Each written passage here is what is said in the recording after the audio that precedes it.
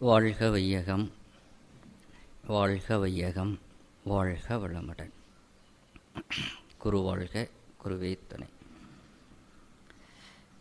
அறிவேதான் தெய்வமென்றார் தாயுமானார், அகத்ததுதான் மெய்ப்பொருள் என்றெடுத்துக் காட்டி அறிவதனை அறிவித்தார் திருவள்ளுவர். அவ்வறிவை அறிவதற்கு முறைகள் சொன்னார் அறிஞர் திருமூலர். அவ்வறிவில் ஆழ்ந்து ஆனந்த கவியாத்தார் ராமலிங்கர்.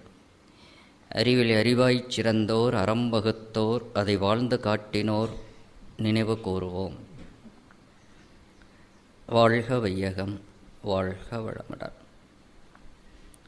மகாசபையின் கண் வீற்றிருக்கும் இருவாள் மெய்யன்பர்கள் அனைவருக்கும் எனது இனிய மாலை வணக்கங்களை கூறிக்கொண்டு நமது சிந்தனைக்கு எடுத்துக்கொண்ட தலைப்பு உணவில் ஒழுங்கு.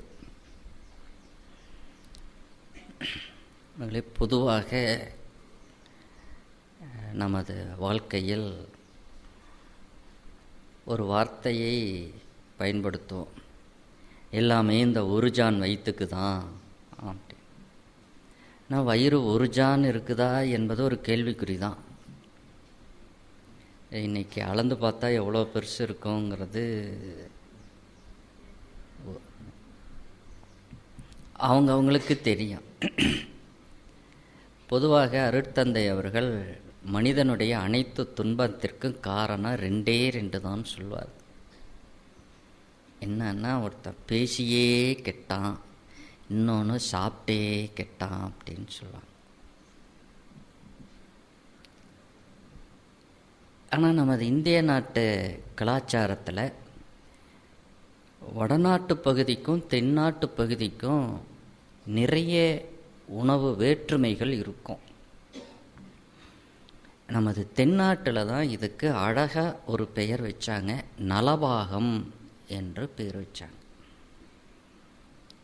ஏன்னா உடலோ உயிர் மனம் இதற்கு மேலாக தெய்வீக உணர்வு, அந்த தெய்வீக உணர்வையும் தாண்டி இந்த உடலை பதப்படுத்தி பக்குவப்படுத்தி நீண்ட நாள் வைத்திருக்கக்கூடிய மருத்துவம் கலந்த உணவாக வைத்தாங்க நமது தமிழ்நாட்டில் மட்டும்தான்.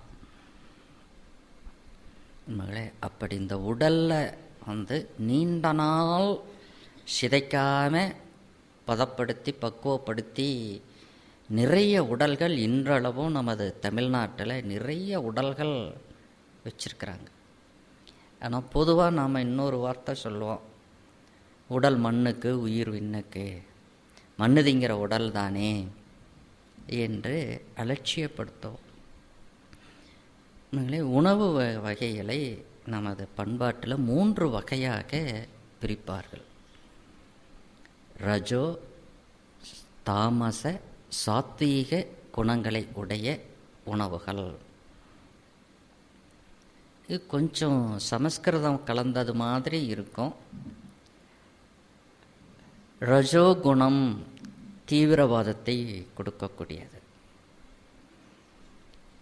சாத்வீக குணம் அமைதியை கொடுக்கக்கூடியது, தாமச குணம் மந்தத்தை கொடுக்கக்கூடியது. இப்படியாக உணவு வகைகளை பிரித்திருப்பாங்க. பொதுவாக நமது தமிழ்நாட்டில் பருவம் சார்ந்த உணவுகள் தான் நடைமுறையில் இருக்கும். அந்தந்த பருவங்களில் வரக்கூடிய உணவு முறைகளை நீங்கள் வைத்து கொண்டாவே போதும், உடலுக்கு நல்ல ஆரோக்கியம் கிட்டும்.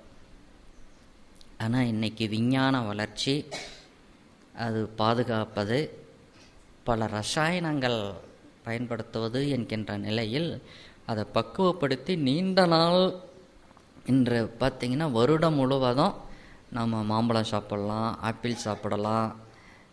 இப்படி கனி வகைகள் உணவு வகையில் எப்பொழுதும் பருவம் மாறியும் தூய்த்து கொள்ளக்கூடிய அளவுக்கு நம்ம விஞ்ஞானத்தில் வளர்ச்சி அடைந்து வச்சிருக்கிறோம். ஆனால் அவைகள் உடல் நலத்திற்கு நல்லதா என்று பார்த்தோம்னா அவ்வளவு சிறப்புடையதாக இருக்காது. அந்தந்த பருவங்களில் ஏற்படக்கூடிய மாற்றங்களுக்கு தக்கவாறு தான் இயற்கையை உணவுகளை உற்பத்தி செய்து அதை மாற்றி நாம் ஏற்றுக்கொள்கிறப்போ பார்த்திங்கன்னா அது உடலுக்கு பல ஒவ்வாமைகளை கொடுத்து விடும். அதனால் உடல் ஆரோக்கியம் பொதுவாக குறைந்துவிடும். முதல்ல இந்த குணம் சார்ந்த உணவை விட உணவு முறை எப்படி இருக்கணும் என்று பார்த்திங்கன்னா, பசித்து புசின்னு நமது முன்னோர்கள் சொல்லி வச்சுருக்கிறாங்க. பசிக்காமல் சாப்பிடக்கூடாது. ஆனால் நீங்கள்லாம் ஒரு லஞ்ச் டைம்னு வந்துருச்சுன்னா, பசிக்குதோ பசிக்கலையோ லஞ்ச் டைம் விட்டால் அப்புறம் சாப்பிட முடியாது. அதனால் கொண்டுகிட்டு வந்ததையும் திருப்பி செமந்துக்கிட்டு போகணும் அப்படிங்கிறதுக்காக வேண்டி பசிக்காதப்போ சாப்பிட்ருவீங்க. அந்த உணவானது வயிற்றில் போய் என்ன ஆகும் என்று கேட்டிங்கன்னா, தேவையில்லாதப்போ இங்கே ஒரு நல்ல கெமிக்கல் இண்டஸ்ட்ரீஸ் இருக்குது இரைப்பையில். அதுதான் லிவர். அது ஹைட்ரோக்ளோரிக் ஆசிட்டு, சிட்ரிக் ஆசிட்டு. அது பசி வர்றதுக்கு கொஞ்சம் முன்னாடி தான் அதை சுரக்க வைத்து இரைப்பைக்கு அனுப்போம். நீங்கள் அந்த அளவுக்கு தக்கவாறு உணவு போட்டிங்கன்னா அதை ரசமாக்கி கூழாக்கி சிறுகுடலுக்கு தள்ளுறப்போ அதை உறிஞ்சி ரத்தமாக மாற்றும். இல்லைன்னா அதை அப்படியே தள்ளி விட்டுரும் சிறுகுடல். அது பெருகுடலுக்கு போகிறதுக்குள்ளே அது புளிச்சு போய் அதுதான் வாய்வு தொல்லையாக இரத்தத்து வழியாக நரம்பு மண்டலத்துக்குள்ளே வரும் பொழுது அப்புறம் இடுப்பில் கேஸு பிடிச்சிக்கிச்சு அப்படின்னு அப்படியே பொம்மை மாதிரி அப்படியே 2 நாள் நடந்துக்கிட்டு அப்புறம் இஞ்சி மரப்பா சுக்கு கஷாயம் இதெல்லாம் சாப்பிட்டுட்டு சரி வரலைன்னா ஆஞ்சநேயர் கோயிலுக்கு வடமாலை சாத்தினா சரியாக போயிடும். போயிட்டு இன்னும் ஜீரணமாகாத அந்த வடையை வாங்கி சாப்பிட்டுட்டு இன்னும் 2 நாளில் போகிறத 4 நாளில் வச்சுக்கோ. இது ஆஞ்சநேயருக்கும் வடைக்கும் என்ன சம்பந்தம்னு தெரியல. அதே போல் திருச்சியில் வந்தீங்கன்னா திருவரங்கத்தில் காலையில் பாருங்கள் நல்லா தயிர் சாதமும் சுண்டலும் தருவாங்க. சாப்பிட்டதுக்கப்புறம் ஏதாச்சும் வேலை செய்ய முடியும்னு நினைக்கிறீங்க? காலங்காத்தால் தயிர். அப்புறம் ஏன் ரங்கநாதர் தூங்கிட்டு இருக்க மாட்டார்? அப்படி தூங்கிட்டு இருக்கிறவர்கிட்ட போய் நீங்கள் ஏதாச்சும் கேட்டிங்கன்னா என்ன கிடைக்குன்னு நினைக்கிறீங்க? ஒன்றும் கிடைக்காது. ஆனால் இன்றைக்கி என்ன கலோக்கியில் வந்துருச்சுன்னா, ஸ்டூடெண்ட்ஸும் சரி ஆஃபீஸ் கோயர்ஸும் எல்லாருமே காலை உணவு தவிர்த்துறது என்று ஒரு சிஸ்டத்துக்குள்ளே வந்துட்டாங்க. தூக்கம் வந்துடும், பிரிஸ்காக வேலை செய்ய முடியாது. அது கடைசியில் அல்சர்லேயும் கேஸ் ப்ராப்ளத்துலேயும் கொண்டு போய் விட்டால் தான் மிச்சமாக இருக்கும். இதுக்கு அவர்களுடைய உழைப்புக்கு தக்கவாறு உணவு முறைகளை வைத்து கொள்ளணுமே தவிர இங்கே நாங்கள் 1000 விதமாக சொல்லித்தரலாம் அப்படியெல்லாம் சரி வருமானா? இப்போ எனக்கு 2 இட்லி போகிறோன்னா உங்களையே 2 இட்லி சாப்பிட சொல்ல முடியுமா? இன்றைக்கி இந்த சைக்கிள் ஓட்டுற பழக்கங்கிறது இல்லாமல் போச்சு. ஸோ சைக்கிள் ஓட்டுற அன்னைக்கு நாம் 8 இட்லி சாப்பிட்டோம். வண்டி வாங்கினதுக்கப்புறம் இட்லியை குறைக்க முடியுமா? குறைக்கணுமோ இல்லையா? அன்னைக்கு சைக்கிள் மிதிக்கிறதுக்கு 8 இட்லி தேவை. இன்றைக்கி வண்டியை ஸ்டார்ட் பண்ணுறதுக்கு எத்தனை இட்லி தேவை?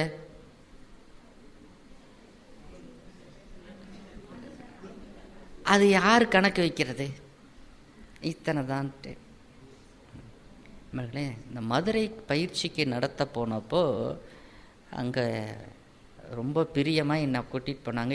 முருகன் இட்லி கடை மதுரைக்காரங்களுக்கெல்லாம் தெரியும். அங்கே போய் இட்லி வச்சாங்க. அவருக்கு நான் அதை சட்னி வச்சோன்னே என்னங்க அதுக்குள்ளே சாப்பிட்றீங்க இருங்க அப்படின்னாரு. பக்கத்தில் போனார். இட்லி சட்னி வந்துச்சு. இல்லைங்க ஸ்பெஷலெல்லாம் வரும், கம்மன் இருங்க, நீங்கள் என்ன அதுக்குள்ளே சாப்பிட ஆரம்பிச்சிட்டிங்க. வாங்கினது 3 இட்லி, சட்னி வகை 7. இங்கே 3 இட்லி சாப்பிட்டுட்டா எந்திரிச்சு வர முடியுமா? ஒரு சட்னிக்கு பாதி இட்லின்னு வச்சா கூட இன்னும் 2 இட்லி வேணும் எனக்கு. எங்கே பசி, எங்கே அளவு, எங்கே முறை?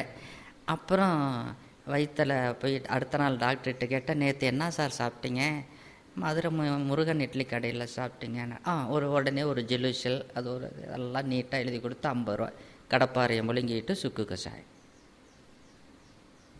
உண்மையிலே சிந்திச்சு பாருங்கள், 6வது அறிவு இருக்குது.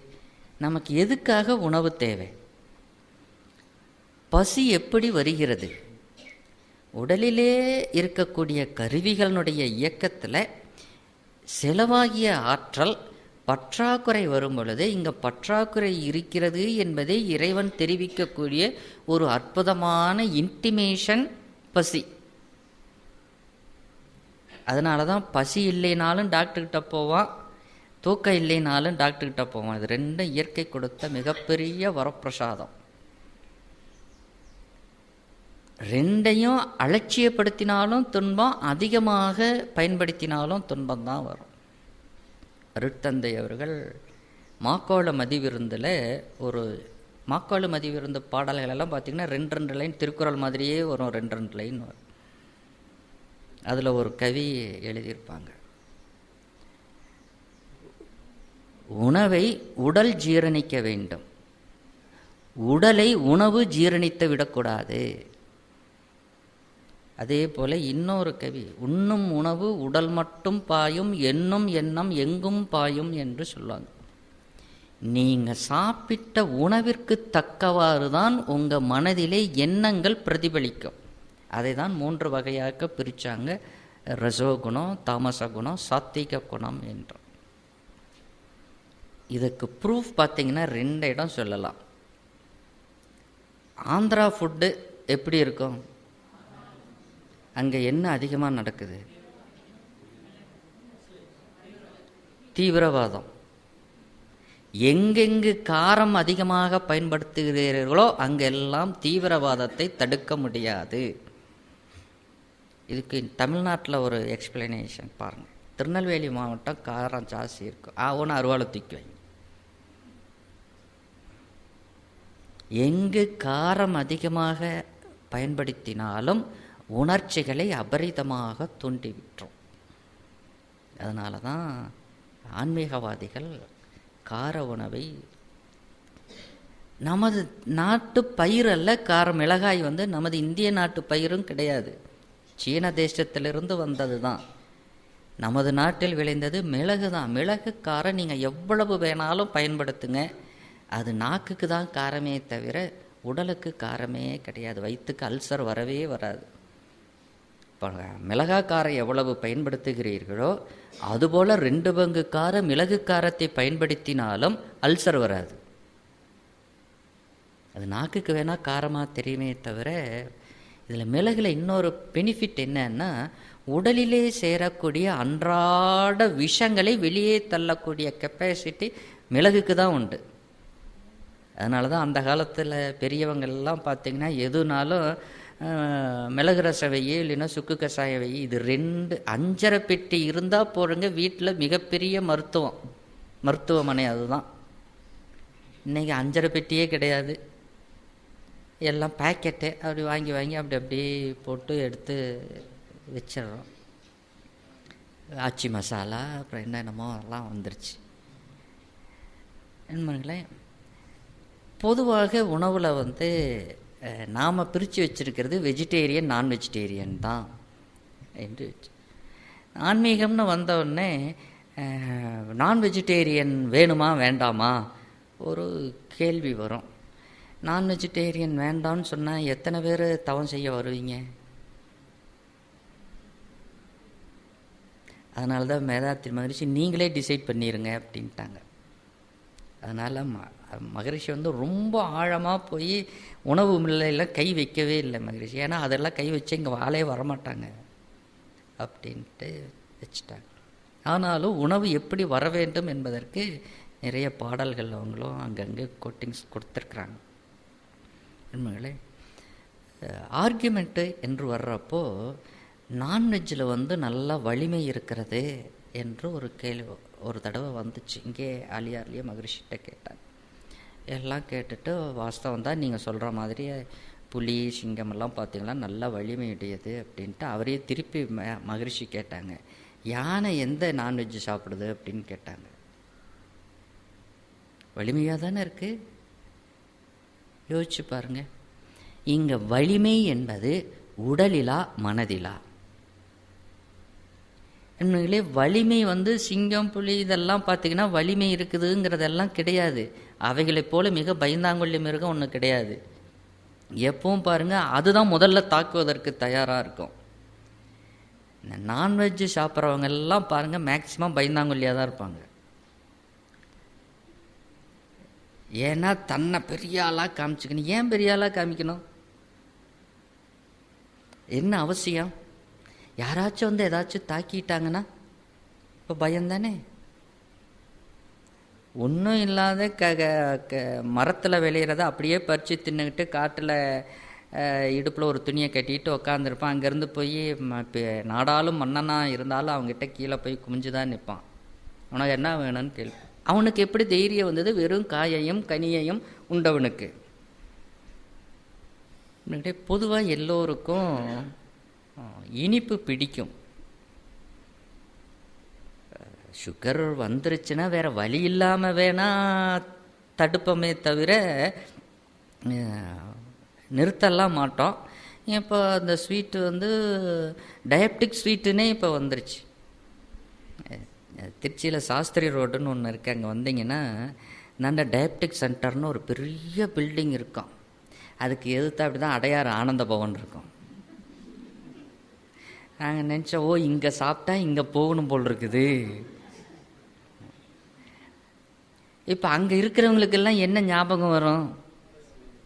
இந்த ஸ்வீட்டு தான் ஞாபகம் வரும். கொஞ்சமாக காமிக்கிற ரிசல்ட்டு கூட எக்ஸஸாக காமிக்குவாங்க. அப்புறம் அவர் ஒரு நாளைக்கு 12 to 13 லட்சம் ரூபா கல்லா கட்டுறாருன்னா ஏன் கட்ட மாட்டார்? யோசிச்சு பாருங்கள். இன்னங்களே நான் வெஜிடேரியன் என்பது மனிதனுக்கு தேவையற்றது. வள்ளுவர் சொல்வார், தன்னூன் வளர இன்னொரு ஊன் எடுத்து வாழ எங்கனை ஆளும் அருள்.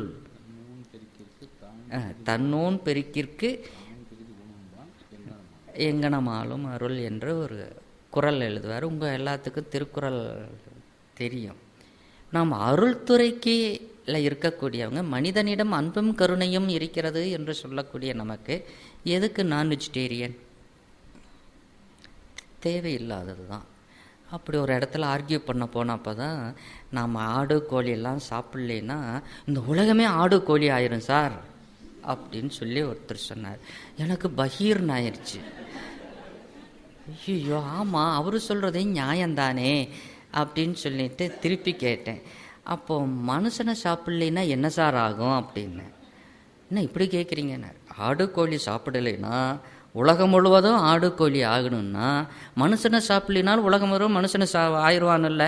அப்போ நாளையிலேருந்து மனுஷனை வெட்டிடலாமா? என்னைக்கு அதை ஞாயிற்றுக்கிழமை வச்சுக்கிட்டோம், இதை என்னைக்கு வச்சுக்கலான்னாரு.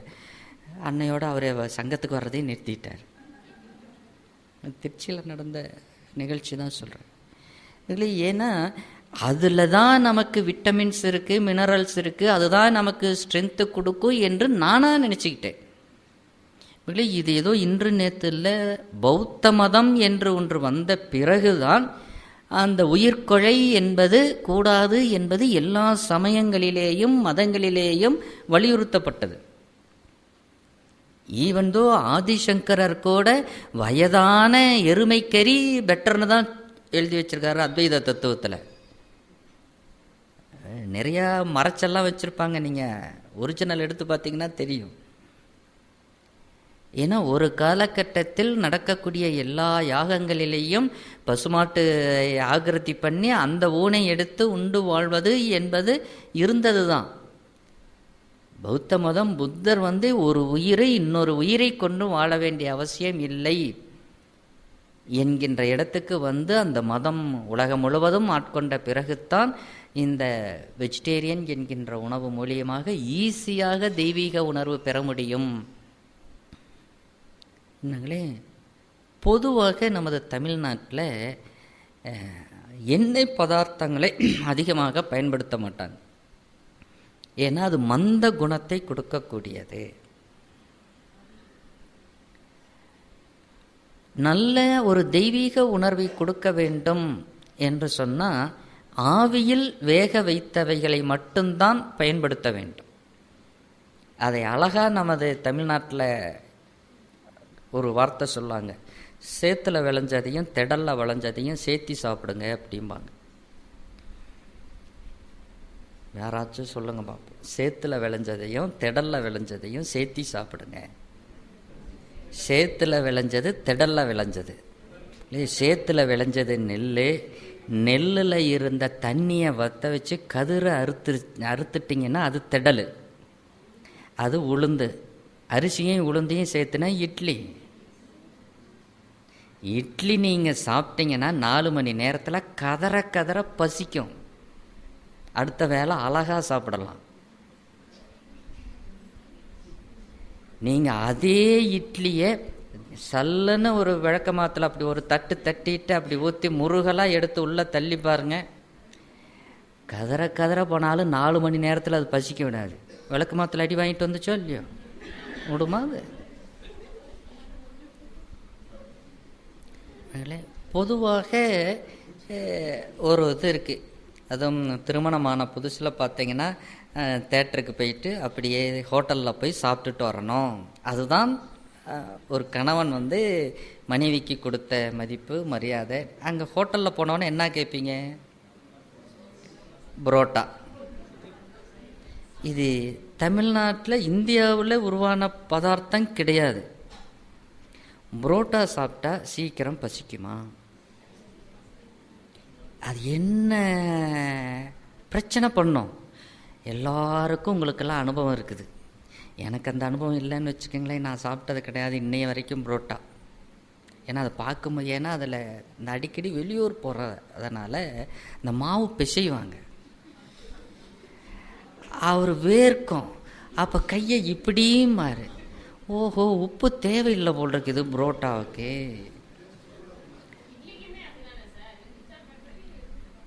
வீட்டில் அப்படி தான் ஆட்டுவீங்களாம்மா? அதனால தான் நான் என்ன பண்ணாலும் வெளியில் அவ்வளோ சீக்கிரம் சாப்பிடவே மாட்டேன். எங்களுக்கெல்லாம் அந்த காலத்தில் 2 கடல மிட்டாய் வாழைப்பழம் போதும், எந்த ஊர் வேணாலும் போயிட்டு வந்துடும்.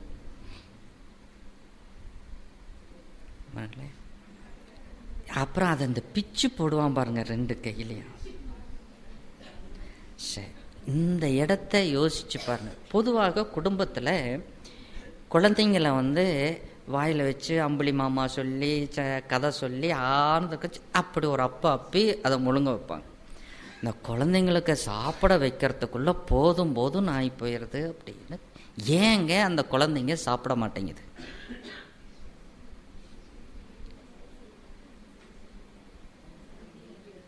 நல்ல உணவு தான் நீங்கள் தயார் பண்ணி அதுக்கு கதை சொல்லி டிவி காமிச்சு அதை சொல்லி இதை சொல்லி சாப்பிட மாட்டேன்னு ஓடும். அதை பண்ண இதை பண்ணு வெளியில் நிற்க வச்சுக்கிட்டு எல்லாம் செய்வீங்க. கொஞ்சம் இறக்கி விடுங்க, பக்கத்து வீட்டில் கொடுக்கணும்னு ஓடி போகும். அவங்க ஏதாச்சும் வச்சுருப்பாங்க, அதை தூக்கி வாயில் போட்டுக்கும். அவங்க திட்டுவாங்க, நம்ம வீட்டில் திங்க மாட்டேங்குது, பக்கத்து வீட்டில் போய் தின்ட்டு வர்றது. அவங்களும் ரொம்ப ஏப்பா அவங்க அம்மா சாப்பாடு கொடுக்கலையா அப்படின்னாரு. இல்லை ஆண்டி இன்னும் தரல அப்படின்னாரு. இது நல்லா இருக்குது தானே அப்படின்னா, நல்லா இருக்குதுன்னு அது இங்கே விற்ற விஷயமெல்லாம் அங்கே கேட்க, அங்கத்த விஷயமெல்லாம் இங்கே கேட்க தூது போடுற. ஏன் இங்கே நாம் கணவனை கூட்டிகிட்டு போய் கணவனும் மனைவியுமோ ஹோட்டலில் சாப்பிட்டு வீட்டில் செஞ்சதை எவன் திம்பா? நானே செஞ்சு நானே திங்கணுமா?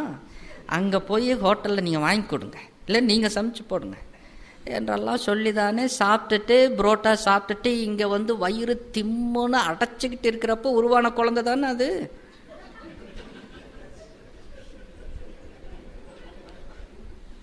அப்போ பக்கத்து வீட்டில் போய் தானே அது சாப்பிடும்.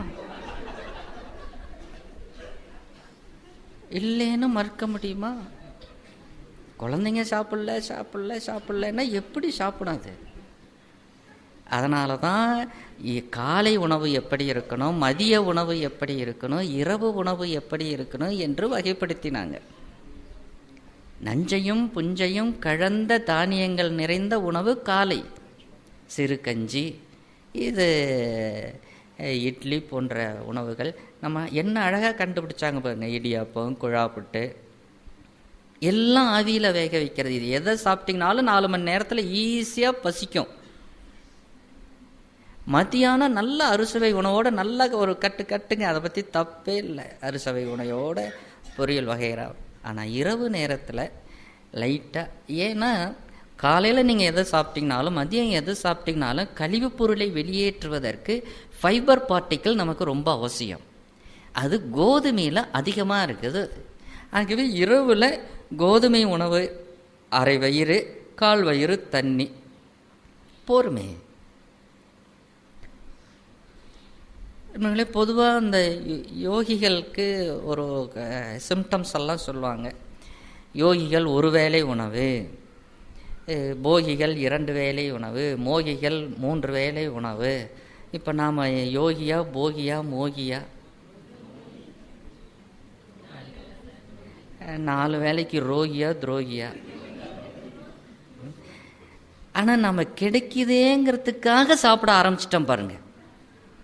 ஒரு டின்னருக்கு போகிறோம், ஒரு ரிசப்ஷன் போகிறோம், எப்படாப்பா பொண்ணு மாப்பிள்ளை வருவாங்க, போய் ஒரு கவரை கொடுத்துட்டு நேராக அவங்க சொல்கிறாங்க கல்யாணத்துக்கு வந்துட்டு சாப்பிடாம போனால் நல்லாவா இருக்கும், அவங்க பாவம் நமக்காக எவ்வளோ செலவு பண்ணி வச்சுருக்குறாங்க. வாஸ்தவம் தான், அவர் செலவு பண்ணி எல்லாம் வச்சுருக்கிறாரு, எல்லாம் ஓகே. அதை நான் வாங்கி வயிற்றில் போட்டுக்கிட்டு போய் நானும் அப்புறம் ஆஸ்பத்திரிக்கு செலவு பண்ணுறதுக்கா? அப்போ அவர் அதுக்கு மை வைப்பாரா? யோசிச்சு பாருங்க. அதனால் பசிக்காமல் சாப்பிட வேண்டிய அவசியம் இல்லை. பசித்தாலும் பசித்து ஒரு 1/4 மணி கழித்து உண்பது என்பது மிக சிறப்பு. ஏன்னா உடலுக்குள்ள உடலுக்கு தேவையான எனர்ஜி 4 விதமாக உடல் எடுத்துக்கொள்ள இயற்கை அனுமதித்திருக்கிறது. ஒன்று காஸ்மிக் எனர்ஜி, இன்னொன்று பூமியினுடைய ரேடியேஷன்ஸ், காற்று, நீர், உணவுப் பொருள். இது எல்லாத்துல இருந்தும் சமமாக வந்தாதான் சமச்சீர் உணவாக இந்த உடலுக்கு ஏற்புடையதாக இருக்கும். ஆனால் நாம் சாப்பாடையும் போட்டு நீட்டாக இது வரைக்கும் பேக் பண்ணி வச்சுட்டு அப்புறமேல தண்ணி குடிக்க கொஞ்சம் நேரம் கழித்து தண்ணி குடிப்போம் என்று போகிறப்போ அந்த பேலன்ஸ்டு வராது. அதனால் பசிக்க விட்டு சாப்பிடுங்க. ஒரு பசிக்க ஆரம்பித்தா ஒரு 10 நிமிஷம் கழித்து சாப்பிடுங்க. அது சிலர் சொல்லுவாங்க நடுவில் தண்ணி குடிங்கம்பாங்க, ஒருத்தர் தண்ணி குடிக்காதீங்கம்பாங்க, தண்ணி குடித்தா சாப்பாடு குறைஞ்சி போயிரும்பாங்க. உங்களுக்கு என்ன தேவை? அதே போல் சாப்பிட்றப்ப நல்லா மென்று சாப்பிடுங்க. அவசரமாக அள்ளி சாப்பிட வேண்டிய அவசியம். அதனால தான் நம்ம அதை சிஸ்டத்தில் பார்த்திங்கன்னா லஞ்ச் டைம் 1 hour கொடுத்துருப்பாங்க. எதுக்குன்னா 1/2 hour ரிலாக்ஸ்டாக சாப்பிடுங்க, 1/2 hour ரெஸ்ட் எடுங்க. சாப்பிட்ட உடனே தூங்குதல், மதியம் தூங்குதல் என்பது உடல் ஆரோக்கியத்திற்கு மிக மிக கெடுதல். அந்த உணவு சீக்கிரம் டைஜஷன் ஆக, தூக்கத்துக்கு நீங்கள் போயிட்டீங்கன்னா அந்த மூளை சரியான ஆர்டர் கொடுக்காது.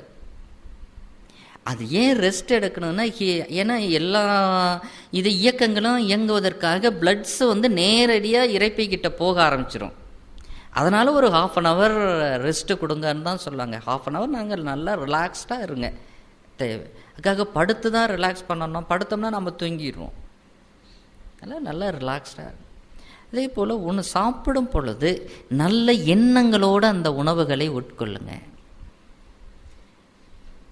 பொதுவாக அந்த காலத்தில் சமைக்கிறப்போ அடுப்பை பற்ற வைக்கிறப்பவே அதுக்கு என்று சில வார்த்தைகளை சொல்லிட்டு தான் அடுப்பை பற்ற வைப்பாங்க. உழ வச்சு அரிசி போடும்போது கிருஷ்ணாய நமக, அனந்தாய நமக, ஆனந்தாய நமகன்னு சொல்லி தான் உலையில் அரிசி போடுவாங்க.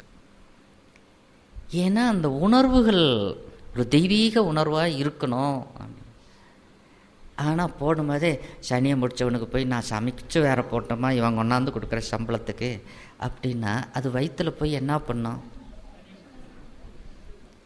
இது நல்லது பண்ணுன்னா வருந்தி ஒன்று செஞ்சோம்னா அது கெட்டது பண்ணதானே செய்யும்.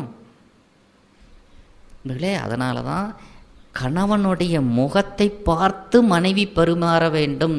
இலக்கியத்தையெல்லாம் படிச்சு இன்னைக்கு அதெல்லாம் சான்ஸே கிடையாது. நீங்கள் தான் அது நிறைய தமிழ்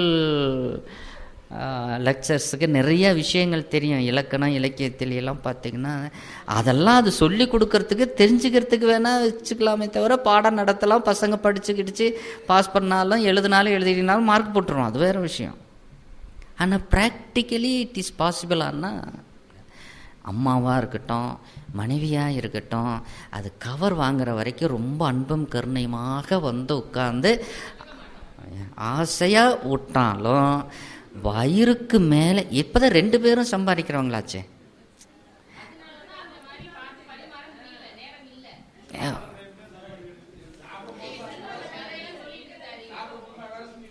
அதாவது இப்போ 2 பேரும் சேர்ந்தாதான் சமைக்கிறது என்ற நிலை வந்துருச்சு. இப்போ இவங்க வெஜிடபிள்ஸ் கட் பண்ணி கொடுத்தா நம்ம குக்கர் வச்சு இறக்க வேண்டியதாக இருக்குதுல்ல. நாம் வெஜிடபிள்ஸ் கட் பண்ணால் அவங்க குக்கர், ஏன்னா அப்போ தான் 2 பேரும் சாப்பாடு எடுத்துக்கிட்டு வேலைக்கு போக வேண்டிய கட்டாயத்துக்கு வந்துட்டோம். அதனால் இன்றைக்கி ஸ்டூடெண்ட்ஸுங்களுக்கு சமைக்க தெரிஞ்சவனுக்கு தான் நல்ல ஒய்ஃப் பொண்ணு கேட்குது, சமைக்க தெரியுமா அவருக்கு அப்படின்னு கேட்குது. கேட்குறதுல தப்பும் இல்லை. இப்போ திடீர்னு நாளைக்கு ப்ரெக்னென்ட் ஆகியோ ஒரு சம்மர் வெக்கேஷன்லேயே நீங்கள் ஊருக்கு போயிட்டீங்கன்னா நாங்கள் ஹோட்டலில் சாப்பிட்டு வயிற்றில் அல்சராக வரவழைச்சிக்க முடியும். அதனால் நாங்களும் கொஞ்சம் சமைக்க கற்றுக்கிறது தான் எங்களுக்கும் சேஃப்டி. இது நீங்கள் சொல்லி கொடுக்கல, எங்ககிட்ட இருந்து பிடுங்கி கொண்டீர்கள் உரிமையை. எந்த ஹோட்டலுங்க பெண்கள் சமைக்கிறாங்க? எந்த கல்யாண வீட்டில் பெண்கள் சமைக்கிறாங்க? என்பர்களே, சமையல் கலை என்பது ஆண்களிடம் இருந்தது சரித்திர சான்று. அது எந்த காரணத்தில் இவங்க ஏமாந்தாங்கன்னு தெரியல, உங்ககிட்ட வந்துருச்சு டிபார்ட்மெண்ட்டு, அவ்வளோதான். இப்போ ஆஸ் யூஷுவல் இந்த பக்கம் வந்துருச்சு, இழந்ததை மீட்டு விட்டார்கள். நண்பர்களே, பொதுவாக இரவு நேரத்தில் கோதுமை பண்டத்தினால் தயாரித்த உணவு பால் போதும். மகரிஷி உணவு பாடலில் முட்டை இணைத்து கொள்ளலாம் என்று எழுதியிருப்பாங்க, ஆனால் அவர் சாப்பிட்டது இல்லை. அது ஏன்னு நாங்களும் கேட்கல, அவரும் சொல்லலை. ஏன்னா பொதுவாக அவங்க முட்டை வெஜிடேரியனா நான் வெஜிடேரியனாங்கிற கான்செப்ட் வரும். அவங்க பாடலில் எழுதியிருக்காங்களே தவிர அவங்க சாப்பிட்டு நாங்கள் பார்த்ததில்லை, சாப்பிட்டதும் இல்லை. அதாவது அவரவர்களுடைய டிசிஷன். முட்டை வேணுங்கிறவங்க எடுத்துக்கலாம். ஏன்னா இப்போ தான் குஞ்சு பொரிக்காத முட்டையெல்லாம் கண்டுபிடிச்சிட்டோமே நம்ம விஞ்ஞானத்தில். உயிர் அப்போ அது குஞ்சு பொரிக்கலைன்னா அதில் உயிர் இருக்காது தானே, டேஸ்ட்டு தான். இன்றைக்கு தேவைக்கு என்கின்ற உணவு போய் சுவைக்கு என்கின்ற உணவை என்கின்ற இடத்திற்கு நாம் வந்துவிட்டோம். நண்பர்களே, அதில் மிக மிக பிரச்சனையை உருவாக்க வேண்டிய சுவைகள் 2. ஒன்று காரம், இன்னொன்று புளிப்பு. வடநாட்டார் பாருங்க, புளி அதிகமாக பயன்படுத்த மாட்டார்கள். தென்பகுதியில் தான் புளி அதிகமாக சேர்த்திக்கொள்வார். புளி சேர்க்கிற உணவுகள் அனைத்தும் பார்த்திங்கன்னா உடல் நலத்தை பாதிக்கக்கூடியதாகத்தான் இருக்கும். அதனால தான் அந்த ஆன்மீகவாதிகள் பார்த்திங்கன்னா புளிப்பு உள்ள எந்த பழங்களையோ அல்லது உணவுகளையோ அதிகமாக எடுத்துக்கொள்ள மாட்டாங்க. இப்போ நம்ம பழனிக்கு போகணும்னா முதல்ல புளி சாதம் தான் கிளறுவோம். ஏன்னா நமக்கு அங்கே என்ன மீல்ஸ் எக்ஸ்பென்சஸ் குறையணும், எக்ஸ்பென்சஸ் குறையணுங்கிறத தான் மெயினாக வச்சுக்கிட்டமே தவிர இங்கே ஹெல்த்தி ஃபுட்டாக என்ன பார்த்தோமான்னா இல்லை. ஆனால் ஹெல்த்தி ஃபுட்டு அங்கே வச்சுருந்தாங்க. இங்கே வந்தேன்னா உனக்கு கொஞ்சம் பிரசாதம் பஞ்சாமிர்தம் தருவோம், ஒரு தேங்காய் மூடி தருவோம், இந்த வளம். என்ன அற்புதமான நேச்சுரல் ஃபுட்டுங்க. அதில் அந்த சிறுமலை வாழைப்பழம் என்கின்ற ஒன்றையோட சேரக்கூடிய தேன், கரும்பு சர்க்கரை, என்ன அயர்ன் ஸ்ட்ரென்த். நீங்கள் எவ்வளோ நேரம் வேணாலும் இறங்கலாம். பேரிச்சம்பழத்தில் இருக்கக்கூடிய அயர்ன் ஸ்ட்ரென்த் என்ன. ஸோ என்ன காம்பினேஷன் ஃபுட்டு, அதை எப்படி எடுத்துக்கொண்டு அந்த தேங்காயோடு இணைத்து சாப்பிட வேண்டும். தேங்காய் அதிகமாக சேர்த்துக்கிட்டிங்கன்னா பசி வராது. அந்த இடத்துல ஒரு ஆரோக்கியமான ஃபுட்டு கிடைக்கிறது சிரமமாக இருக்கும் என்பதற்காக பசியை லேட்டாக்குவதற்கு நமது முன்னோர்கள் கண்டுபிடிச்ச டெக்னாலஜி. தேங்காயும் பஞ்சாமிர்தத்தையும் சேர்த்து கொஞ்சம் நேரம் அப்படி உட்காந்து ஹாயாக இயற்கையோடு இணைந்து சாப்பிடுங்க அப்புறம் நீங்கள் வீட்டில் போய் ப்ரிப்பேர் பண்ணி சாப்பிட்டுக்குங்க என்று அழகாக பழனியில் அப்படி வச்சாங்க. இன்றைக்கி அதுவும் இண்டஸ்ட்ரீஸ் ஆச்சு, இதுவும் இண்டஸ்ட்ரீஸ் ஆச்சு. நமக்கு புளிசாதம் தான் அது பிரசாதமாக போயிடுச்சு. பொதுவாக என்ன சொல்லுவாங்க, நேச்சுரல் ஃபுட்டு நல்லது. உடனே நான் நேச்சுரோபதிக்கு போகிறேன், நேச்சுரல் ஃபுட்டு சாப்பிட்றேன் அப்படின்னு சொல்லி ஒரு முறை மகரிஷிகிட்ட கேட்டப்போ அவங்க எடுத்த உடனே நேச்சுரல் ஃபுட்டை ஒத்துக்கொள்ள முடியாது, உடலும் ஒத்துக்கொள்ளாது. ஏன்னா எத்தனையோ காலகட்டமாக நாம் சமைத்த உணவே சாப்பிட்டு பழகிட்டு இன்றைக்கி திடீர்னு காலையில் எழுந்திரிச்சு ஒரு தேங்காய் ஒரு பீஸு, முட்டைக்கோசு ஒரு பீஸு, கேரட் ஒரு பீஸ் வச்சுக்கிட்டு டைனிங் டேபிளில் உட்காந்துட்டு கறக்குன்னு மென்னுக்கிட்டு இருக்கணும். டபக்குன்னு மென்று முழுங்கிட முடியுமா? இட்லின்னா அப்படி தட்டில் சொல்லிட்டு டபக்குன்னு போடலாம், மெல்லலாம், இல்லைன்னா முழுங்கிடலாம், அது எப்படியும் ஜீரணமாயிரும். கேரட்டை முழுங்க முடியுமா? தேங்காயை முழுங்க முடியுமா? முட்டைக்கோசை முழுங்க முடியுமா? அதுவும் இல்லாமல் நீங்கள்லாம் நினைக்கிறீங்க வெஜிடேரியன் சீப் அண்ட் பெஸ்ட்டுன்னு. ஆனால் அதுதான் காஸ்ட்லியர். நான்வெஜ்ஜை விட இன்றைக்கி காஸ்ட்லியர் ஆகிட்டு வருது வெஜிடேரியன் ஃபுட்ஸ். இதில் அவங்க அமிலம் போட்டாங்க, ஆர்கானிக் இன்ஆர்கானிக் நல்லா கொண்டு வந்துட்டாங்க. என்ன கொண்டு வந்தாலுங்க இயற்கை கிட்ட ஒரு பெரிய பெனிஃபிட் என்ன, தன்னுடைய கேரக்டரை தான் மாற்றி கொள்ளாமல் அதை பிரதிபலிக்கக்கூடிய கெப்பாசிட்டி நிறைந்தது இயற்கை நேச்சுரல் ஃபுட்ஸ். அதனால தான் அதை லேசாக ஆவியில் வேக வச்சு நமது தமிழ்நாட்டில் பாருங்கள், அந்த ஃப்ரை பண்ணி கூட சாப்பிட்றதே ஒத்துக்கொள்ள மாட்டாங்க. ஏன்னா இது உஷ்ண ஆதிக்கமாக உள்ள நாடு.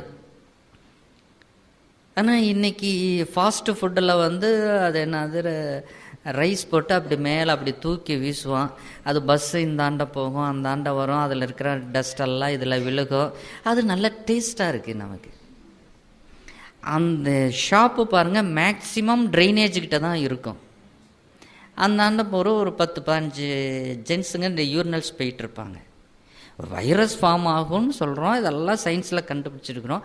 அந்த இடத்துல அந்த டேஸ்ட்டு நீ உன் கைப்பக்குவம் வரவே வராது. மெனக்கெட்டு வண்டி எடுத்துக்கிட்டு 2 வீலரில் போய் அதை வாங்கிட்டு வீட்டில் வச்சு சாப்பிட்டாதான் கணவன் என்னை மதித்தான், மனைவிக்கு நாம் நல்லதெல்லாம் நான் வாங்கி கொடுத்தோன்னு ஒரு சாட்டிஸ்ஃபேக்ஷன் படக்கூடிய இடத்துக்கு தான் இன்றைக்கி நம்மளுடைய கல்ச்சரை கொண்டு வந்துட்டோம். அன்றைக்கி ஆண்களோ பெண்களோ எங்கே வெளியே போனாலும் வீட்டில் கைகால் கழுவிக்கிட்டு அடுப்பை பற்ற வச்சு சமைச்சு தான் இருவரும் பகிர்ந்து சாப்பிடுவது என்ற ஒரு டெக்னாலஜி இருந்த வீட்டில், அது கணவன் சாப்பிட்டு கணவன் எப்படியெல்லாம் சாப்பிட்றான், எவ்வளோ நாசூக்காக நான் சொல்கிறேன் என்று முகம் பார்த்து மகிழ்ச்சியடைந்து அந்த மகிழ்ச்சியோடு மிச்சத்தை நான் சாப்பிட்றேன் என்று வந்த பண்பாடு கல்ச்சர் இன்னைக்கு ஹாட் பேக்கில் இருக்குது, போட்டு சாப்பிட்டுட்டு போய் படுங்க. பத்தாவதுக்கு இன்னைக்கு ஃப்ரிட்ஜ் டெக்னாலஜியில் வாரத்துக்கு ஒரு தடவை மாவு அரைச்சா போகிறோம். அதில் இப்போ என்னாச்சு, ஈவன்தோ நான்வெஜ்ஜு ஃபிஷ்ஷு சிக்கன் இதெல்லாம் கூட வாங்கி க்ளீன் பண்ணி ஃப்ரீஜரில் போட்டு வச்சிடலாம். மேலை நாட்டில் வெளி டெம்பரேச்சரும் இவங்க வச்சுருக்கக்கூடிய ஃப்ரிட்ஜும் அதே இதில் இருக்குது. அங்கே வேணால் அது கரெக்டாக இருக்கலாம். அங்கே கிளைமேட் கண்டிஷனுக்கு விவசாயம் பார்க்க முடியாது, நெல் உற்பத்தி பண்ண முடியாது, கோதுமை உற்பத்தி பண்ண முடியாது, கீரை வகைகள் வளராது. ஓகே, உயிர் வாழ்வதற்கு வேறு வழி இல்லை. ஆனால் இங்கே எதுக்கு அது? ஒரு நாள் ஒரு இறந்த உடல் வைத்திருந்தோமேயானால் நேராக எவ்வளவு ஸ்மெல் வருது, அதிலிருந்து எவ்வளவு வைரஸ் ஃபார்ம் ஆகும், அதனால் எத்தனை பேர் அந்த வீட்டில் உடல் நலம் மனநலம் பாதிக்கப்படுறாங்கன்னு நமக்கு நல்லா இருக்கும். அதையே ஒன்றை உப்புத்தூள் மிளகாத்தூள் போட்டு ஃப்ரை பண்ணிவிட்டு அது ஒன்றும் ஆகாதுங்கிறது எப்படி கான்செப்டுக்குள்ளே வரும்? யோசிச்சு பாருங்க. பொதுவாக இன்னைக்கு உடல் நலம் மனநலம் குறைந்து இருப்பதற்கு, அதாவது மனித மனத்துக்குள்ள வக்ர எண்ணங்கள் வன்முறை சம்பவங்கள் அதிகமாக இடம் பிடிப்பதற்கு என்ன காரணம்? அதிகமாக வெஜிடேரியன் ஃபுட்டை விட நான் வெஜிடேரியன் ஃபுட்டை தான் லைக் பண்ணுறோம். அவைகள் எல்லாமே வன்முறையான உன்னை அழித்து தன்னை வளர்த்து கொள்ள குணத்தோடு வளர்ந்தவைகள் தான் எல்லா மிருகங்களும். ஒவ்வொரு செல்ஸுக்குள்ளேயும் அதனுடைய இயக்கம் அதனுடைய தன்மை ரெக்கார்டு ஆகிருக்கும் என்று சொன்னால் சமைச்சிட்டா போயிடும்னு யார் சொன்னாங்க? சமைத்த உணவில் அந்த இது இல்லையா? ஸோ அந்த ஃப்ளஷில் இருக்கக்கூடிய எனர்ஜி இதுக்குள்ளே வரும்னா அப்போ அந்த கேரக்டரும் அதோட சேர்ந்து தானே நமக்கு வரும். அதனால் வன்முறை குணங்கள் நம்மை விட்டு அகழ வேண்டும், ரஜோ குணங்கள் நம்மளை விட்டு அகழ வேண்டும் என்று சொன்னால் தாமச உணவு, அதாவது தாமச உணவு எடுத்துக்கொள்ளலாம், அது பகலில் எடுத்துக்கொள்வது தான் சிறப்பு. சாத்வீக உணவுகளை தான் எப்பொழுதும் நம்ம 3 வேளையும் எடுத்துக்கொள்வது சிறப்பு. ஏன்னா இந்த பூமிக்கு அடியில் விளையக்கூடியவைகள் எல்லாமே மந்த குணங்களை கொடுக்கும். அதில் கார்போஹைட்ரேட்டு தான் அதிகமாக இருக்கும். புரோட்டீன், விட்டமின்ஸ், மினரல்ஸ் ரொம்ப குறைச்சலாக இருக்கும். பூமிக்கு மேலே, பூமியிலிருந்து 1 அடி 2 அடிக்கு மேலே விளையக்கூடிய விளைபொருட்கள் தான் நல்ல தெய்வீக குணங்களை, நல்ல எண்ணங்களை கொடுக்கும் என்பது நமது தமிழ்நாட்டு ஆன்மீகவாதிகளுடைய மிகப்பெரிய கண்டுபிடிப்புகள் என்பர்களே. பொதுவாக எண்ணெயில் பொரித்து சாப்பிடுவதை நமது தமிழகத்தில் அக்கேஷனலாக என்னைக்காச்சும் அதுவும் பீரியட் வச்சுருப்பாங்க. எந்த காலத்தில் எண்ணெயில் பொரிச்சதை சாப்பிடணும், மேக்சிமம் பாருங்கள் சம்மரில் அதை ரெடி பண்ணுவாங்க. மழைக்காலத்தை விட்டு குளிர்காலம் வரும் பொழுது தான் இந்த எண்ணெயில் பொரிச்சது, இந்த வத்த குழம்பெல்லாம் பாருங்களேன், இந்த மார்கழி தை மாசியில் தான் அதிகமாக இந்த உணவு வச்சுக்குவாங்க. ஏன்னா பனி காலத்திலேயும் மழைக்காலத்திலேயும் உடலுக்கு தேவையான உஷ்ணம் பத்தாது என்பதற்காக வேண்டி எண்ணெயில் பொரித்த உணவு கொஞ்சம் உஷ்ணத்தை கூட்டும் என்பதற்காக அதை வச்சுக்குவாங்க. மற்ற மேக்சிமம் பத்தெல்லாம் இந்த நீராகாரங்கள், சித்திரை வைகாசி போன்றதெல்லாம் ஆவியில் வேக வைத்தவைகள் அதற்கு பிறகு என்று தான் வகைப்படுத்தி வச்சுருப்பாங்க என்பர்களே. அப்படிப்பட்ட ஒரு அற்புதமான ஒரு நலபாகத்தை நாம் இன்று நாகரிகம் என்கின்ற பெயரால், பொருளாதார மேம்பாடு என்கின்ற பெயரால் நாம் தொலைத்து கொண்டு இருக்கிறோம். நாம் உண்ணக்கூடிய உணவிற்கும் குணங்களுக்கும் நேரடி தொடர்பு உண்டு. நமக்கு என்ன குணங்கள் வர வேண்டும் என்பதை நாம் நிர்ணயித்து அதற்கு தக்கவாறு குணங்களை, உணவு வகைகளை வகைப்படுத்தி கொண்டு அது அவரவர்களுடைய சூழலுக்கு தக்கவாறு, வசதி வாய்ப்புகளுக்கு தக்கவாறு அமைத்து கொள்வது 6வது அறிவு பெற்ற நமக்கு நல்ல ஒரு ஆராய்ச்சியாக இருக்கும். பொதுவாக நம்ம சமையலில் பார்த்திங்கன்னா கடுகு அதிகமாக சேர்த்துவாங்க. எதுக்குங்க கடுகு சேர்த்துறது?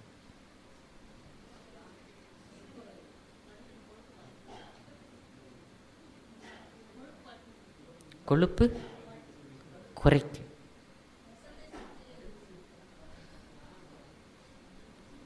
இந்த பக்கம் தெரியாது, அது வேற விஷயம். மகளே, கடுகு மட்டும்தான் வயிற்றுக்குள்ளே போய் அப்படியே வெளியே வரும், ஜீரணமே ஆகாது. அது எதற்காக போடுது என்று சொன்னால், ஒரு காலத்தில் நமக்கு டெஸ்ட் ப்ராசஸ் எல்லாம் கிடையாது. சாப்பிட உட்காந்தவங்க கொஞ்சோண்டு கையில் கடுகு வச்சுருப்பாங்க, அதை போட்டுட்டு கலந்து சாப்பிட்ருவாங்க. அவன் ஏதாச்சும் விஷம் வச்சுருந்தானே என்ன பண்ணுறது? அதை ஐடென்டிஃபை பண்ணுவதற்கும் அதில் ஏதாச்சும் நம்மளையும் அறியாமல் பாய்சன் இருந்தால் அது தன்னோடு கலட்டி வெளியில் கொண்டுகிட்டு வருவதற்கும் தான் கடுகு போடுறது. சட்னியில் எவ்வளோ கடுகு போட்டு தாளிப்போம்,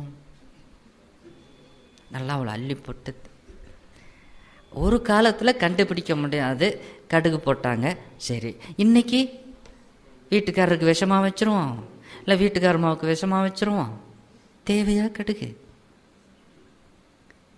உண்மைகளே, பெரியவங்க அந்த காலத்தில் சமைக்கும் பொழுது பார்த்திங்கன்னா 2 வீட்டில் களையம் வச்சுருப்பாங்க. வீட்டுக்கு முன்னாடி பார்த்திங்கன்னா பெருங்காய களையமும், வீட்டுக்கு பின்னாடி பார்த்திங்கன்னா வேப்பெண்ணெய் களையமும் இருக்கும். 2ம் அதில் வேப்பெண்ணெய் ஊற்றி பின்னாடி வச்சுருப்பாங்க, பெருங்காயத்தை தண்ணியில் போட்டு வீட்டுக்கு முன்னாடி வச்சுருப்பாங்க. யாராச்சும் வெயில்ல இதில் கொஞ்சம் உட முடியாமல் வந்துட்டாங்கன்னா உடனே கொஞ்சோண்டு பெருங்காய தண்ணியை எடுத்து லேசாக சூடாக்கி அதில் ஒரு மிளகை போட்டு வாயில் ஊற்றிடுவாங்க. எவ்வளவு பெரிய பாய்சனாக இருந்தாலும், இன்ஃபெக்ஷனாக இருந்தாலும் அது சமன்பட்டு போயிடும், சரியாயிரும். உணவோடு இணைந்த மருத்துவமும் இணைந்திருந்தது ஒரு காலத்தில் நமது உணவு முறைகளில். இன்றைக்கி மருத்துவமும் போச்சு, சரியான வீதாச்சார உணவு முறைகளும் போயிடுச்சு. இந்த பெருங்காயத்தை தண்ணியில் ஊற வச்சு தான் அதை சமையலில் சேர்த்துறது என்பது சம்பிரதாயம். ஆனால் இன்றைக்கி ஒரிஜினல் பெருங்காயமும் கிடையாது, அதை தண்ணியில் ஊற வைக்கிற டெக்னாலஜியும் போச்சு. இப்போ தான் பவுடர் ஃபார்ம் வந்துருச்சு. கொஞ்சோண்டு இப்போ பெருங்காயத்தில் 100 கிராம் வாங்கினீங்கன்னா அதில் 1 கிராம் தான் பெருங்காயம் இருக்கும். மற்ற 9 கிராமும் மைதா மாவு தான் கலந்துருக்கும். அதனால தான் நாமளும் அப்படி ஒரு விசிறிட்டு போயிடும். கீழ்வாதங்கள், இடுப்புக்கும் கீழ் இருக்கக்கூடிய நோய்களுக்கு பெருங்காயம் ஒரு அற்புதமான மருந்து. அதனால தான் முதல்ல நமது சமையலில் பார்த்திங்கன்னா பெருங்காயத்தை கொஞ்சோண்டு போட்டுட்டு தான் எல்லா சமையலும் ஆரம்பிப்பாங்க. பயிறு வகைகள் அல்லது கிழங்கு வகைகள் எதை சேர்த்தினாலும் அதில் பெருங்காயம் இணைந்திருக்கும். இது மாமியார் சொன்னார்னா எப்படி இருக்கும்? இவங்களுக்கெல்லாம் வேறு வேலையே இல்லை, பெருங்காயத்தை போனால் அது வாடை அடிக்கும், யார் தின்றது? அதே போல் எண்ணெயில் பொரிக்கும் பொழுது அதிலேயும் பெருங்காயம் சேர்த்துவார்கள். உண்மையிலே இன்னைக்கு இயற்கையாக கொடுத்த நிறைய உணவுகளை நாம் விட்டுட்டோம். பொதுவாக பார்த்திங்கன்னா காலையில் பார்த்திங்கன்னா இந்த தானியங்கள் சார்ந்த உணவுகள் ரொம்ப ஆரோக்கியத்தை கொடுக்கும், நல்ல பொட்டன்ஷியலை கொடுக்கும். கேழ்வரகு, கம்பு, சோளம், இந்த தானியங்கள் நேரடியாக அதை ஒரு தானியத்தை மட்டும் பர்டிகுலராக எடுத்துக்கொள்வது ரொம்ப ஹெல்த்தியை கொடுக்கும், நல்ல எனர்ஜியை கொடுக்கும். ஏன் அதை வச்சாங்கன்னா நாள் பூரா நாம் செயலில் ஈடுபடும்போது நிறைய ஆற்றலை செலவழிப்பதற்கு அவைகள் நமக்கு பயனுள்ளதாக இருக்கும் என்று வச்சாங்க. இன்றைக்கி காலையில் கேழ்வரகு கஞ்சி யார் குடிப்பா? குடிக்கிறவன் டயபெட்டிக் பேஷண்ட்டாக இருப்பான். ஆனால் அன்னைக்கு காலையில் எழுந்திரிச்சு நல்லா ஒரு உருண்டை களியை போட்டு தண்ணியில் போட்டு திருண்டு உப்பை போட்டு கரைச்சி குடிச்சிட்டு போய் நின்னாங்கன்னா 3 ஏக்கர் 4 ஏக்கர் உழுதுட்டு அக்கடான்னு நிற்பாங்க. முடியும் அவங்களால. காலையில் பித்தத்தை குறைக்கக்கூடிய புளிப்பை சேர்த்த வேண்டும் என காலை வெயில் உடலில் பித்தத்தை உயர்த்தும் என்பதற்காக அதை புளிப்பை சேர்த்து சமன் செய்யக்கூடிய நீராகாரம். இன்றைக்கி வாட்டர் தெரப்பின்னு காலையில் எழுந்திரிச்சு தண்ணியை நிறையா குடிச்சின்னா தான் டஸ்டெல்லாம் போகும், பெருங்குடல் சிறுகுடல் தூய்மையாகும். நாங்கள் அன்னைக்கு காலையில் எழுந்திரிச்சு கொஞ்சோண்டு உப்பு போட்டு நீஸ் தண்ணி, ஒரு வெங்காயம், ஆன்டிபயாட்டிக், நேச்சுரல் ஆன்டிபயாட்டிக் ஆனியன், ஒரு வெங்காயத்தை கடிச்சிக்கிட்டு நல்லா தண்ணி குடித்தாங்க. நல்லா ஃப்ரீயாக கான்ஸ்டிபேஷன் இல்லாமல் போனாங்க. ஹெல்த்தி ஃபுட்டாக இருந்தாங்க. நண்பர்களே, நீங்கள் எப்படி வேணாலும் ஃபுட்டு வச்சுக்கோங்க, தட் இஸ் அவர்களுடைய சான்ஸ். கான்ஸ்டிபேஷன் வராத ஃபுட்டாக வச்சுக்கோங்க. அது எண்ணெயில் பொரித்ததும் ட்ரை ஃப்ரூட்டும் அதிகமாக நான்வெஜ்ஜும் எடுத்துக்கிற வரைக்கும் கான்ஸ்டிபேஷனை தவிர்க்க முடியாது. இன்றைக்கி மேக்ஸிமம் டாக்டர்ஸ் பார்த்திங்கன்னா ட்ரீட்மெண்ட்டுக்கு போனீங்கன்னு வச்சுங்களேன், எல்லாம் கொடுத்துட்டு தண்ணி நிறையா குடிங்க, மினிமம் ஒரு ஹவரில் 5 லிட்டர்ஸ் தண்ணி குடிக்கணும் அப்படின்னு சொல்கிற கேரக்டர் இன்றைக்கி மெடிக்கலில் அதிகமாக வந்துருச்சு. அப்போ அந்தளவுக்கு நாம் வாட்டருனுடைய யூசேஜை குறைச்சிக்கிட்டோம். ஏன்னா நம்ம ஒர்க்கை பண்ணுறது எல்லாமே ஏசிக்குள்ளே வந்துட்டோம். ஸோ நமக்கு வியர்வை வெளியேறுவதற்கு வாய்ப்பில்லை, தாகம் நிறையா எடுக்கிறதில்ல. ஸோ ரிசல்ட் என்ன? Kidney stone. பார்த்திங்கன்னா ஹாஸ்பிட்டலில் போட்டிருப்பாங்க, இங்கு சிறுநீரக கல்லுடைக்கும் கதிரியக்க மையம் உள்ளது. கடைசியில் அவங்கெல்லாம் க்ரஷர் வைக்க ஆரம்பிச்சிட்டாங்க. நாம் அவ்வளோ ஸ்டோன்ஸ் இங்கே கிரியேட் பண்ண ஆரம்பிச்சிட்டோம். உண்மைகளே, எது எப்படி போனாலும் உடலிலே இருக்கக்கூடிய உள் அவயங்கள் சீராக இயங்க வேண்டும் என்றால் வெளி தட்பவெப்பமும் உள்ளுக்குள்ளே இயக்கக்கூடிய இயக்கமும் சமனாக வர வேண்டும் என்றால் அந்தந்த பருவத்தில் அந்தந்த தட்பவெப்பங்களில் விளையக்கூடிய பொருட்கள் தான் ஆரோக்கியத்தை கொடுக்கும். இன்றைக்கி சைனீஸ்லேருந்து ஒரு ஃபுட்டு வந்திருக்குது, அஜினாமோட்டோ இருக்குது, யூஸ் பண்ணலான்னா அது சைனீஸுக்கு தான் கரெக்டாக இருக்கும். ஏன்னா அங்கே இருக்கக்கூடிய தட்பவெப்பத்துக்கு அந்த சால்ட்டு அவங்களுக்கு சரி. ஆனால் இங்கே நமக்கு அது தேவையில்லையே. இவைகளை கருத்தில் வைத்து கொள்ளுங்க. உங்களுடைய உழைப்புக்கு தகுந்த உணவு வைத்து கொள்ளுங்க. எந்த உணவை எடுத்தாலும் நல்ல எண்ணங்களோடு உணவை ஏற்றுக்கொள்ளுங்க. தன்னுடைய உணவுக்காக பிறரை வருத்தி உணவை எடுத்துக்கொள்ளணுன்ற அவசியம் இல்லை. பிற உயிரை கொன்று வாழ வேண்டிய அவசியத்தில் மனிதன் விஞ்ஞானம் எவ்வளவோ வளர்ச்சி அடைந்த காலத்தில் எவ்வளவோ பொருள் உற்பத்தி செய்யக்கூடிய அளவுக்கு மனிதன் வந்த இந்த நிலையிலேயும் இன்னொரு உயிரை கொன்று நான் வாழ வேண்டிய கட்டாயத்தில் இல்லை என்கின்ற இடத்திற்கு வாங்க. உங்களுக்கு ஆரோக்கியம் நிச்சயம் என்று கூறி வாய்ப்புக்கு நன்றி கூறி அமைகிறேன். வாழ்க வையகம், வாழ்க வளம். நாம் நிச்சயமாக முக்கியமாக தெரிந்து கொள்ள வேண்டிய ஒரு பாடத்திட்டம். எதை சாப்பிட வேண்டும், எப்படி சாப்பிட வேண்டும், எதை சமைக்க வேண்டும், எப்படி சமைக்க வேண்டும், இந்த கால அளவுகளை நாம் பொதுவாக கணிப்பதில்லை. உணவை குடி, நீரை சாப்பிடு என்று இயற்கை வைத்து சொல்லுவாங்க. உணவை குடின்னா வாயில் போட்டு நல்லா மென்று கூழாக்கி நீர் போல் ஆக்கி நாம் சாப்பிடணும். இப்போ நீங்கள் எவ்வளோ சாப்பிட்றீங்களோ அதில் பாதி மடங்கு உணவிலே வயிறு நிரம்பிவிடும். 25 விழுக்காடு உணவு வாயில் ஜீரணிக்கப்படுகிறதுக்கு. குளுக்கோஸ் எல்லாம் அந்த உமிழ்நீர் செல்லிவாய் ஜீரணிச்சிடும். அதுபோல் இயற்கை நமக்கு ஏராளமான உணவுகளை தந்திருக்கிறது. ருசிக்காக தான் நம்ம எண்ணி சாப்பிட்றோம். ருசிக்காக தான் பழகிட்டோம். நம்ம தான் அந்த பரிணாமத்தான வந்திருக்கிறோம். அதனால் அந்த ஜீனில் அதுவும் இருக்குது. மற்றபடி சத்து அதில் கிடைக்கிது, அதனால் எடுக்கிறோம் என்பதெல்லாம் நமக்கு அது ஒரு வாதம், சரியான வாதம் இல்லை. எந்த சத்து நீங்கள் அசைவ உணவு கிடைக்குதோ அதே அதுக்கு ஈக்குவலான புரோட்டீன், ஹையஸ்ட் புரோட்டீனுக்கு அது சோயாபீன்ஸ். அதுபோல் கொலஸ்ட்ரால் ஃப்ரீ நீங்கள் இந்த காளானை சாப்பிட்டீங்கன்னா நீங்கள் மட்டன் சாப்பிட்டா மாதிரியே இருக்கும். அதில் ஒரு சத்து பொருள் இருக்குது. அந்த வாசனையே மட்டன் போல் ஒரு வாசனையை உருவாக்கக்கூடிய சத்து பொருள் அதில் இருக்குது. அதனால தான் நீங்கள் எண்ணி சாப்பிட்ட ஒரு நிறைவை அது கொடுக்கிறது. செலினியம் உப்பு இருக்குது, 14 வகை தாதுக்கள் இருக்குது. புற்றுநோயை கூட விரட்டக்கூடிய வல்லமை அதுக்கு உண்டு. 7 நாட்களுக்கு இந்த காளான் உணவை மட்டும் சாப்பிட்டுட்டு 7 கிலோ எடை குறைந்ததாக கூட ஒரு கணக்கு சொல்லுவாங்க. ஆக கொலஸ்ட்ரால் ஃப்ரீ, ஃபேட் ஃப்ரீ, ஆனால் அசைவம் சாப்பிட்ட அந்த திருப்தி இத்தனையும் நம்ம உணவிலே இருக்குது. முருங்கைக்கீரை பிரம்ம விருட்சம்னு சொல்வார்கள். ரொம்ப ஈஸி, சீப் அண்ட் பெஸ்ட். ஒரு பிடி முருங்கைக்கீரை 2 ரூபாய் தான் இருக்கும். 3 நாட்களுக்குள்ளே வச்சுக்கலாம். முருங்கைக்கீரை வாங்கினா முகம் சுளிப்போம், ஏன்னா அது உருவது கஷ்டம். முருங்கைக்கீரை, வாழைப்பூ, வாழைத்தண்டெல்லாம் சமைக்கும் போது கொஞ்சம் நேரம் ஆகும். இந்த மருமகளை பிடிக்கலை இந்த மாமியாருக்கு. முருங்கைக்கீரை வாங்கிட்டு வந்து கொடுத்துட்டாங்க, வாழைப்பூ தவிட்டுங்கன்ட்டாங்க, வாழைத்தண்டை வாங்கியாந்து கொடுத்துட்டாங்க. நீ சமம்மா, சீக்கிரமாக சாப்பிட்டு போகணும் மாமான்ட்டாங்க. இந்த அம்மா முருங்கைக்கீரையை உருவி வாழைத்தண்டை அரிஞ்சு கையில் சுற்றி, அதுக்கப்புறம் அதே போல் வாழைப்பூ ஒன்று ஒன்றா ஆஞ்சி அந்த நடு நரம்பு எடுத்துகிட்டு போட்டு சமைக்கிறதுக்குள்ளே நிச்சயம் நேட்டாகும், 1 மணி ஆயிரும். இப்படி தாங்க நான் சீக்கிரம் சமைக்கணும்னு சொன்னேன். நான் சொன்னால் நான் என்னமோ மருமகளை திட்டுறேன்னு சொல்கிறீங்களே, என் பொண்ணுன்னா எவ்வளோ சீக்கிரம் சமைச்சிடுவா தெரியுமா அப்படின்னாங்க.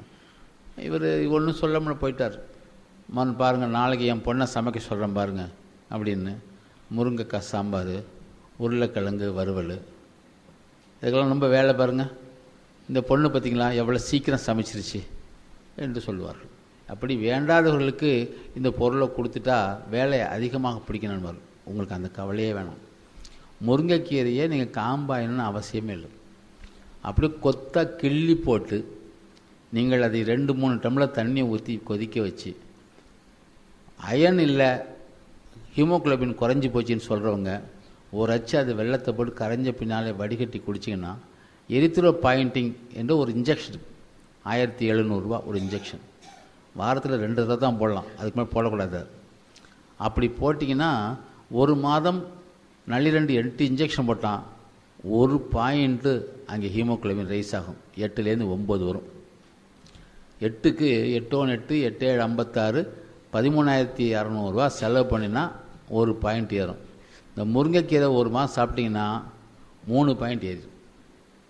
காலையில் 11 மணிக்கு ஒரு கப் எல்லாருக்கும், ஆண்களும் பெண்களும் பிள்ளைகளுக்கு கூட கொடுக்கலாம். அவ்வளவு சத்துள்ளது. அயனும் பாஸ்பரஸும் நம்மளது எளிமையான உணவு. அப்படி கீரைகளிலே அவ்வளவு இருக்குது உணவு சத்து இருக்குது. அதெல்லாம் விட்டுட்டு இந்த புரோட்டீன் வேணுங்கிறதுனால வாய் ருசிக்காக நம்ம எண்ணெய் எடுத்துக்கிறோம், வேறு ஒன்றும் இல்லை.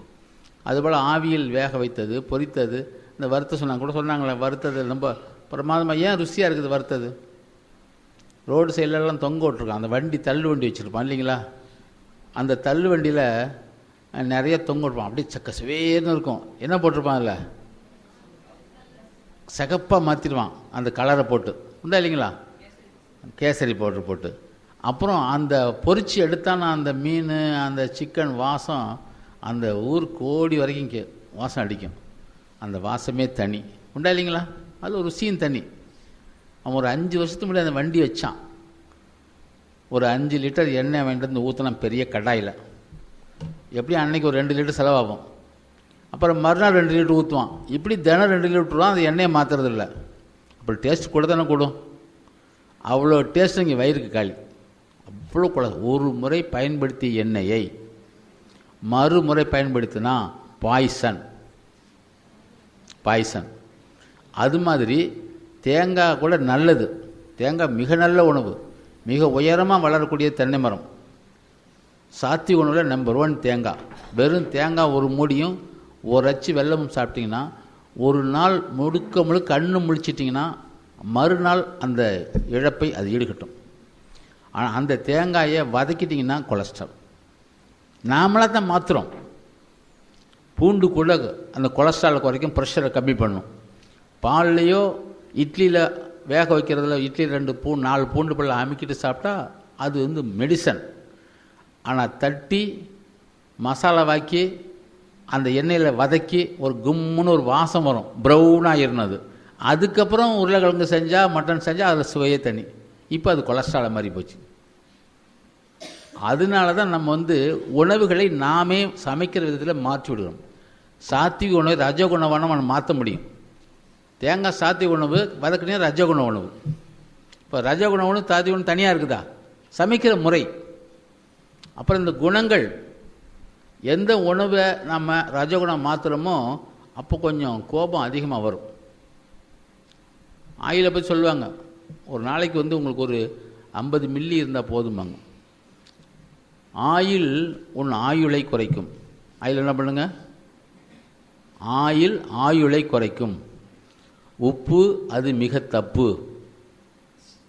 ஊறுகாய் நம்ம வந்து ஏன் கூடாதுங்கிறோம்? உப்பு அதிகமாக போடலன்னா ஊறுகாய் கெட்டு போயிடும், பூசணம் பூத்து போயிடும்.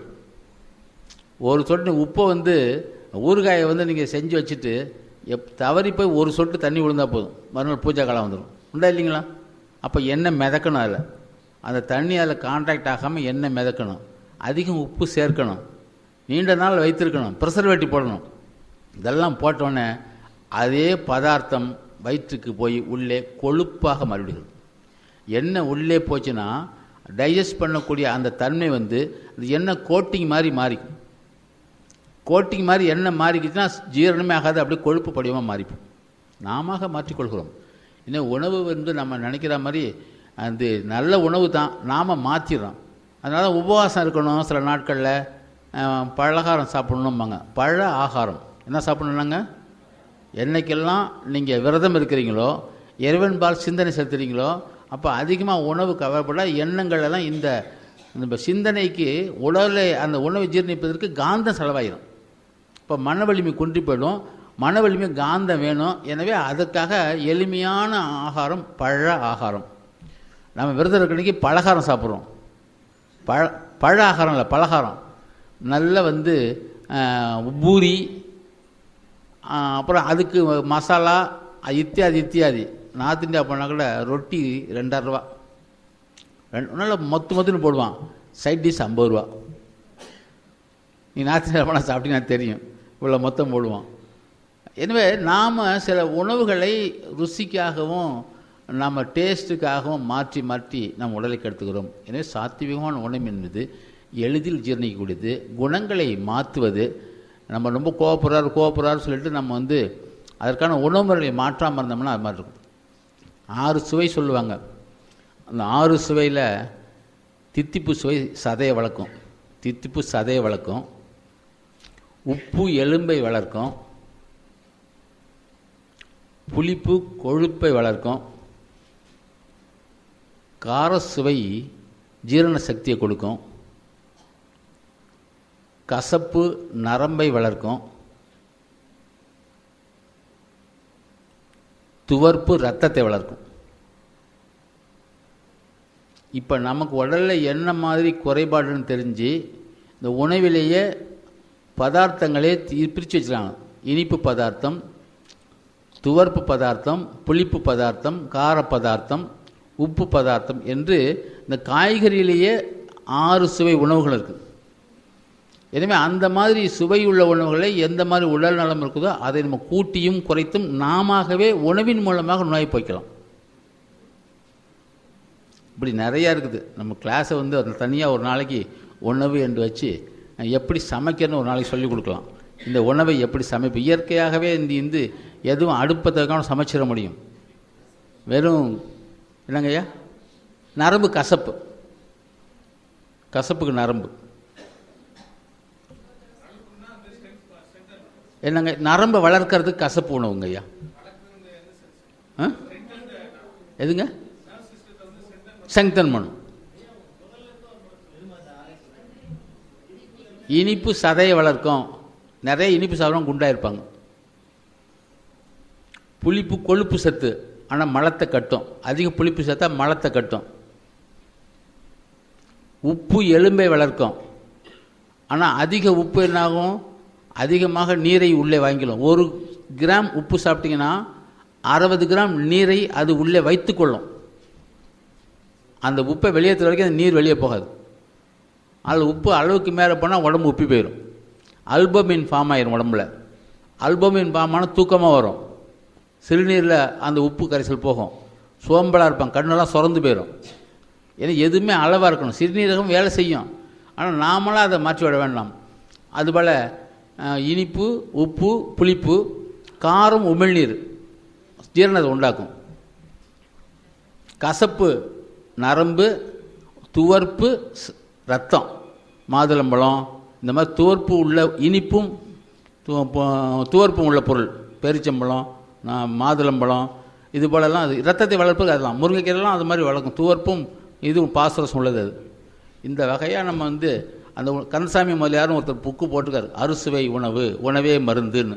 அந்த மாதிரி புத்தகங்களை தேர்ந்தெடுத்து பார்த்து நம்ம வீட்டில் எளிய முறையில் நம்ம சமைச்சிக்கிட்டோம்னா பாதி நமக்கு பிரச்சனைகள் உணவினாலே இல்லை. பிள்ளைகளை வளர்க்கும் போது கூட இந்த பிள்ளைக்கு வளரும்போது எண்ணத்தை கொடுக்கணும்னு நம்ம பழக்கிட்டோம்னா தன்னாலே வளர்ந்து விடலாம். நாம் அந்த டேஸ்ட்டை நாம் மாற்றி விட்டுடலாம். இப்போ என் பேர் 3 வயசு ஆகுது, ஃப்ரூட்ஸ் எல்லா ஃப்ரூட்ஸ் சாப்பிடுவான். பொண்ணோட பையன் பொண்ணு பேத்தி இன்ஜினியரிங் காலேஜ் படிக்குது, பையன் 12th படிக்கிறான். எல்லாமே ராவாக சாப்பிடுவான். எல்லா ஃபுட்டும் அந்த மாதிரி ரா ஃபுட்டு சாப்பிடுவானுங்க பிள்ளைங்க. இனிமேல் அந்த மாதிரி நம்ம பழக்கிட்டோம்னா பிள்ளைங்களை அது நாக்கு சுவைக்கு அடிமையாகி வேறு விதமான அந்த எண்ணங்கள் போகாது. படிப்பில் நாட்டம், உணவு குறைஞ்சா படிப்பில் நாட்டம் அதிகமாக போகும். ஞாபகம் வச்சுங்க. பிள்ளைகளுக்கு அதிகமாக உணவு நாட்டத்தை கொடுத்துட்டிங்கன்னா மந்த புத்தி வந்துடும். நிறையா தின்னுட்டு போய் தூங்குவாங்க. கிளாஸ் ஐயா கூட சொன்னாங்க, நல்ல தயிர் சாதம் ஸ்ரீரங்கத்தில் போடுவாங்க, சுண்டலும் தயிர் சாதமும். அதாவது எருமை தேரை தான் இன்னும் சூப்பராக இருக்கும். அது நல்ல எருமை தேரை போட்டு நல்லா ஒரு பிடி பிடிச்சிட்டு போய் உட்காந்தோம்னா ஜம்முன்னு என்னமோ அங்கே பேசிகிட்டு இருக்கும்போது தான் கனவு கண்டுகிட்டே இருப்பீங்க. நல்லா தாளாட்டுற மாதிரி இருக்கும். இங்கே கூட மத்தியானத்தில் அது மாதிரி இருக்கும். சில நேரங்களில் தவத்தை கண்ணை மூடுங்கம்மா, அதெல்லாம் அவ்வளோதான். அப்படியே நாங்கள் நினச்சிருவோம் நல்லா கண்ணை மூடி அற்புதம் தவம் செஞ்சுட்டு இருக்கிறாங்க, நாங்கள் தூங்கிட்டு இருப்பாங்க. தலை இப்படிங்கும் போது தான் தெரியும், ஓ இது கேஸ் தூங்கிருச்சு போலக்குன்னு. வாழ்க்கை அவ்வளோ நேரம் ஆயிடுச்சு. இன்னும் நாளைக்கு அப்புறம் பேசிக்கலாம். நம்ம இப்போது நாம் இந்த வகுப்பு நிறைவு ஐயா வாழ்த்திட்டு வகுப்பு நிறைவு செய்வோம்.